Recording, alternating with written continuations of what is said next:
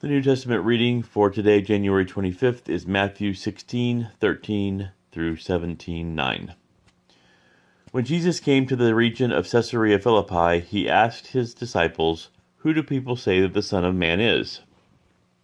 "Well," they replied, "some say John the Baptist, some say Elijah, and others say Jeremiah or one of the other prophets."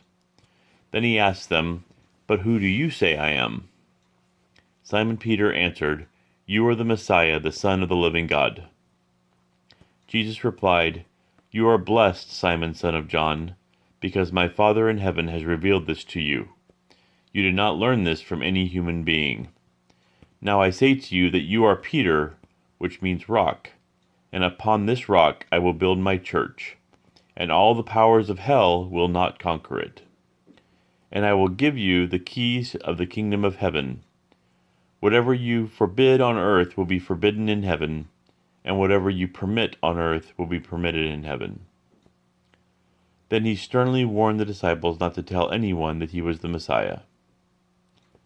From then on, Jesus began to tell his disciples plainly that it was necessary for him to go to Jerusalem, and that he would suffer many terrible things at the hands of the elders, the leading priests, and the teachers of religious law.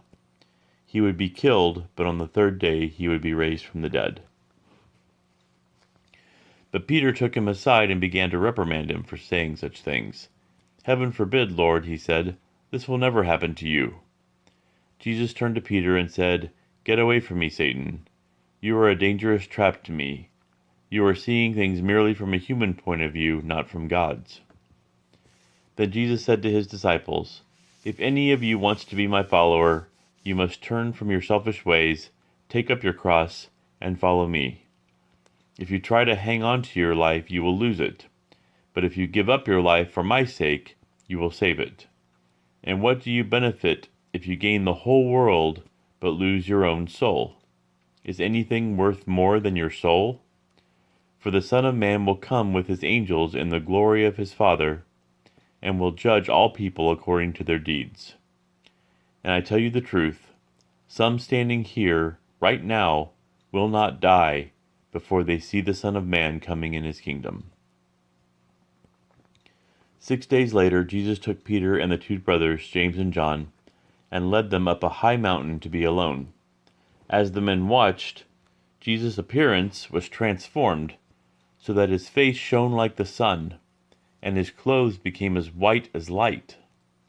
Suddenly, Moses and Elijah appeared and began talking with Jesus. Peter exclaimed, "Lord, it's wonderful for us to be here.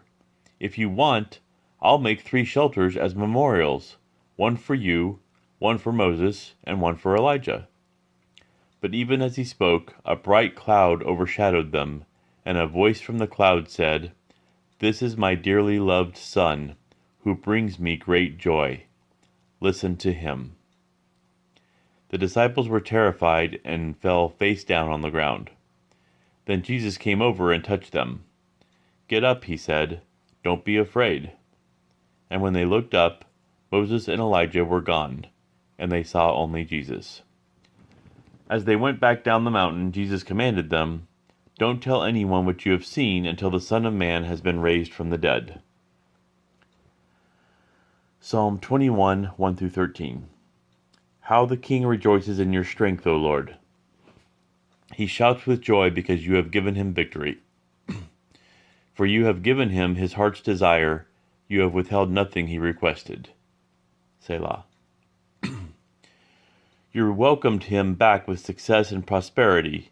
You placed a crown of finest gold on his head. He asked you to preserve his life, and you granted his request.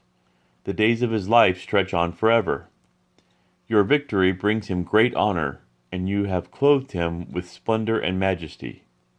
You have endowed him with eternal blessings and given him the joy of your presence. For the king trusts in the Lord. The unfailing love of the Most High will keep him from stumbling. You will capture all your enemies. Your strong right hand will seize all who hate you. You will throw them in a flaming furnace when you appear. The Lord will consume them in his anger. Fire will devour them. You will wipe their children from the face of the earth. They will never have descendants. Although they plot against you, their evil schemes will never succeed, for they will turn and run when they see your arrows aimed at them.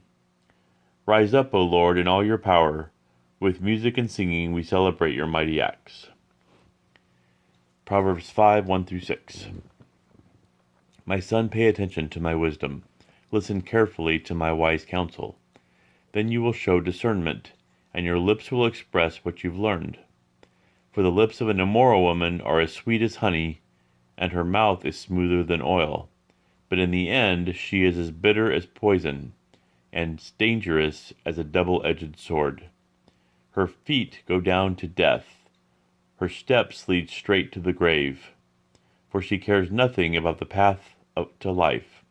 She staggers down a crooked trail and doesn't realize it.